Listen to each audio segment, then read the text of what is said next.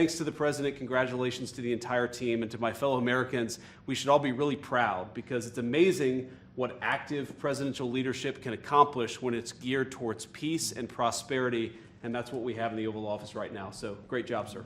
Thank you very much, JB and Marco, and then we're going to ask the two principals to speak.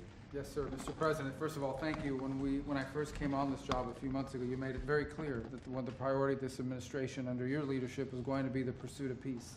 And from day one, whether it's been in Ukraine and Russia, whether it's been Pakistan, India, whether it's been Iran and Israel, and in the continent of Africa, your priority's been on peace. And today we see this come to fruition. It's sad. Wars get a lot more attention than peace.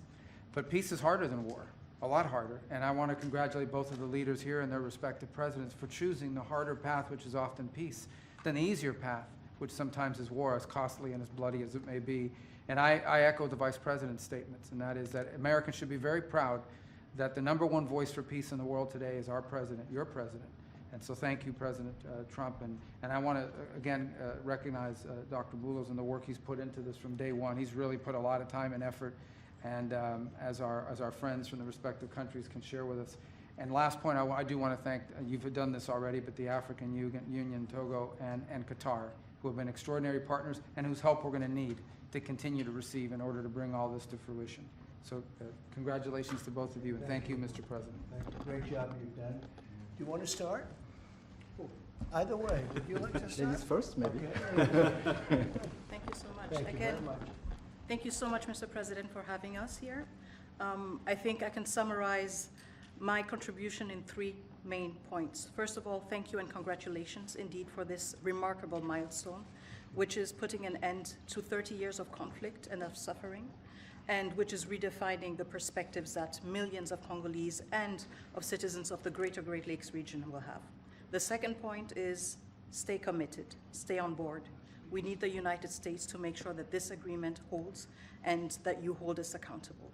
And the third point is, if you stay on board, I think there are so many perspectives that we can transform our partnerships through, and that can usher in an era of prosperity, of growth, and of shared bilateral relationships that go well beyond the challenges that we've shared together, and that can at least, or finally, focus on the potential and of the wealth that we can share. So again, our heartfelt gratitude to you on my behalf, but more importantly, on behalf of the people of the Democratic Republic of Congo. Thank you so much. Beautifully spoken, and I look forward to seeing your leader. They will, highly respected person, as you know. Indeed. Highly respected all over the world, but in Africa in particular. So sometime in July, we'll do something, big ceremony. We look forward to it. Thank you very so much. Please. Thank you very much, Mr. President. This is indeed a historical day because it's the signing of a peace agreement between Congo and Rwanda to end a conflict that has been going on for 30 years. And there has been many mediation, facilitation in the past, but none of them succeeded. And we believe that it's because of your leadership and your steadfast commitment to this process, with also a new approach of economic integration, regional economic integration, which is important to allow Rwanda and DRC working together, because this is a very rich region with cross-border trade, with minerals, with natural wealth. So with the US standing side by side with Rwanda and DRC, we believe that we will achieve a long-time peace.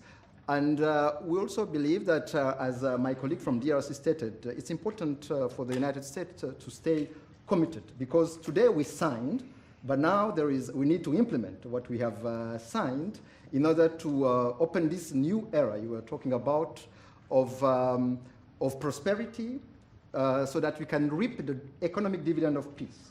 So for this economic integration framework to be implemented, it's important for the US to accompany the parties to implement what we have signed, because in the past we have signed so many agreements that were not implemented. And we are really, we believe that with your leadership, with the involvement of the United States administration, we will reach that goal. So thank you very much, Mr. President.